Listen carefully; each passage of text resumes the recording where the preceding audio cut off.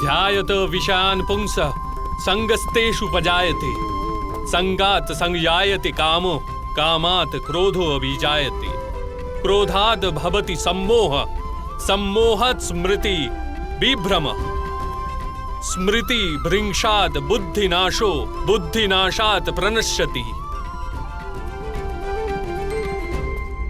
ফলের আশায় কামনা প্রকট হয়, আর কামনার তো স্বভাবই হলো অসন্তুষ্ট থাকা। অসন্তোষ থেকে ক্রোধ উৎপন্ন হয়ে থাকে, আর ক্রোধ থেকে মোহ জন্ম নেয়। মোহের তরুণ ব্যক্তি আচার ও ব্যবহারের জ্ঞানই ভুলে যায়। জ্ঞান ভুলে গেলে বুদ্ধি চলে যায়, অনুচিত প্রকারের কার্য করতেই থাকে, আর সমাজ এরূপ ব্যক্তির শত্রু হয়ে পড়ে, আর অন্তিমে এরূপ মানুষের পূর্ণতার পতন ঘটে।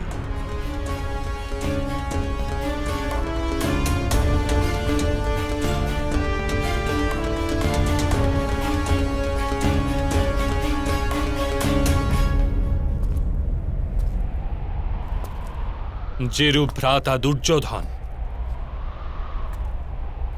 তার সেনাপতি মহামহিমী তার শত্রু, আর উনি তোমাকে বিজয়ের আশীর্বাদ দিয়েছেন।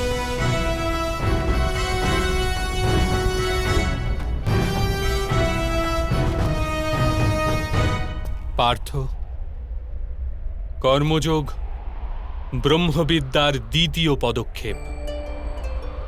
পরমাত্মায় নিজের বুদ্ধি স্থির করো, স্বয়ংকে আত্মা রূপে চেনো, মিথ্যা বন্ধন থেকে মুক্ত হয়ে যাও, আর ফলের আশা পরিত্যাগ করে কেবল কর্ম করতে থাকো।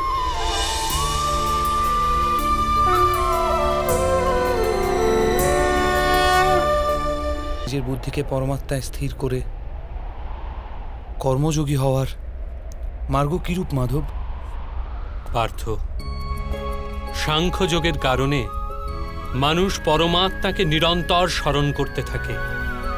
পরমাত্মাকে স্মরণ করার ফলে মানুষের হৃদয়ে সমর্পণের ভাব উৎপন্ন হয়, আর সেই ভাবকে ভক্তি বলা হয়।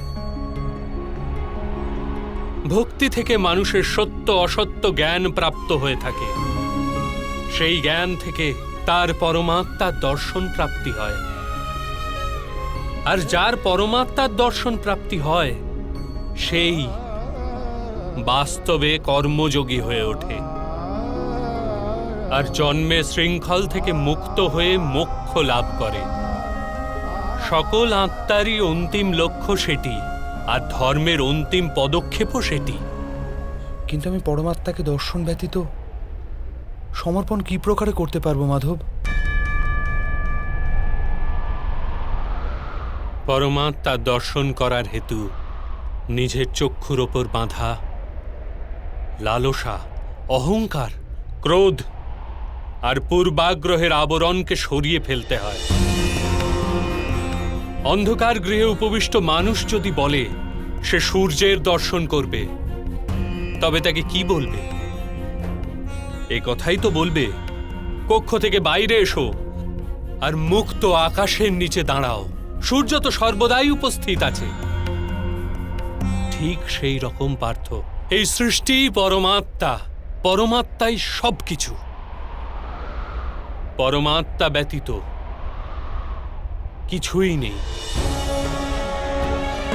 যে নিজের আত্মাকে দর্শন করে ফেলে সেই পরমাত্মাকে দর্শন করতে পারে। যেরূপ লবণের একটি কণার স্বাদ সমগ্র সাগরের স্বাদ থেকে ভিন্ন হয় না, ঠিক সেরূপ নিজের আত্মদর্শন পরমাত্মা দর্শনের থেকে ভিন্ন হয় না।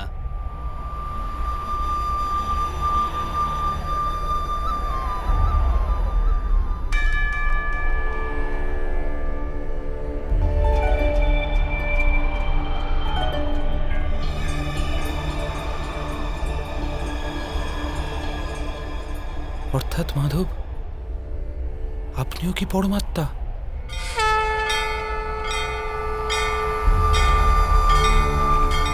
হ্যাঁ পার্থ, আমি পরমাত্মা। यदा यदा हि যেরূপ তুমিও পরমাত্মা, धर्मग्लानिर्भूतानां কেবল তুমি এখনো জাগ্রত হওনি, আর আমি এটি জেনে ফেলেছি। अधर्मस्य तदात्मानं सृजाम्यहम्। তাহলে মাধব, আপনার প্রতি সমর্পণ ঈশ্বরের প্রতি সমর্পণ কেন হয় না? অবশ্যই আমার প্রতি সমর্পণই পরমাত্মার প্রতি সমর্পণ। সর্বধর্মান পরিত্যাজ্য মামেক শরণং ব্রজ। সমগ্র জগতে ত্যাগ করে আমার শরণাগত হও পার্থ। यदा यदा हि धर्मस्य আমি সংসার, আমি সংসারের প্রতিটি কণা, আমি সূর্য, আর আমি চন্দ্র, আমি নক্ষত্র, আর আমি সমস্ত গ্রহরাজি। আমি সূর্য অপেক্ষাও অধিক পুরাতন, আর বৃক্ষে বিকশিত কুড়ি অপেক্ষাও নূতন। আমি সমগ্র মনুষ্য জাতি, আমি স্বর্গ এবং নরক ধারণকারী শক্তি। আমি দুর্যোধন,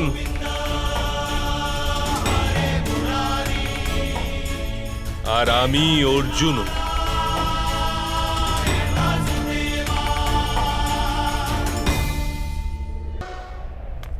সেটা কি রূপে সম্ভব মাধব? আপনার জন্ম তো অনেকে তাদের জীবদ্দশায় দেখেছে।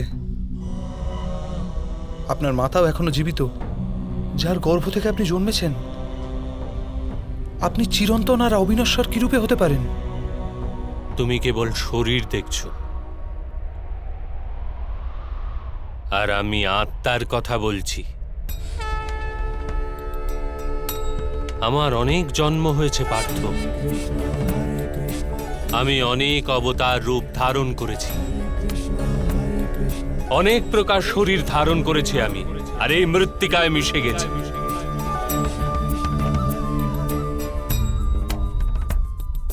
আর আগামীতেও আমি বারংবার জন্ম নেব।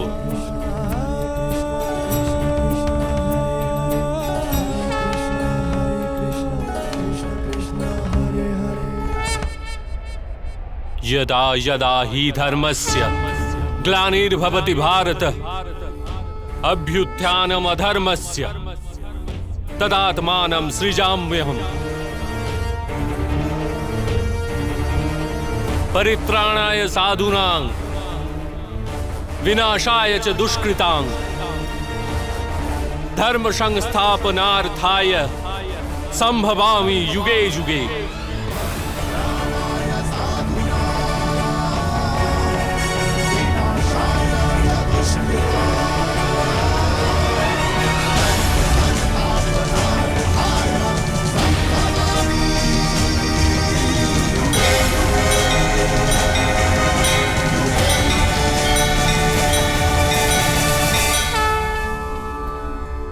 যখনই ধর্মের হানি ঘটে, যখনই অধর্ম বৃদ্ধি পায়, তখনই সৎ পুরুষদের উদ্ধার হেতু, অধর্মীদের বিনাশ হেতু আর ধর্মের পুনঃস্থাপনা হেতু আমি জন্মগ্রহণ করি। এ প্রত্যেক যুগে হয়ে আসছে, আর আগামীতেও এই রূপই হবে। আমি অবিনশ্বর পরমাত্মা, আমি মৎস্য অবতার, আর আমি বামন অবতার। আমি পরশুরাম, আর আমি রামচন্দ্র ছিলাম।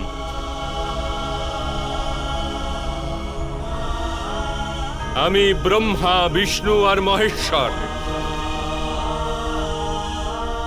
আর আমি সরস্বতী, কালী এবং লক্ষ্মীও।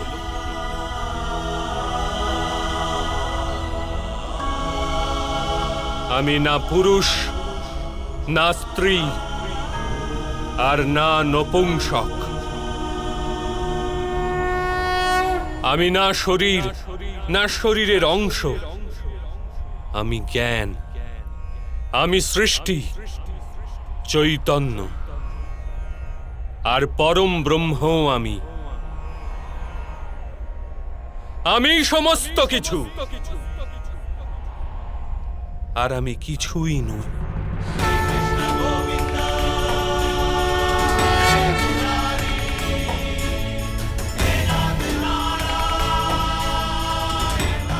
এরূপ প্রত্যেক যুগে ঘটেছে, আর আগামীতেও এই রূপই ঘটতে থাকবে।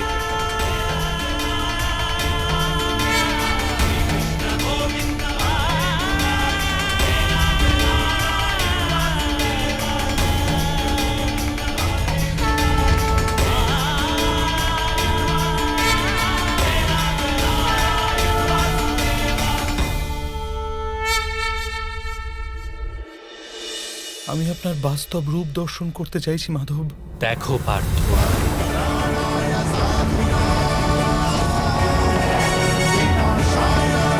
Shaya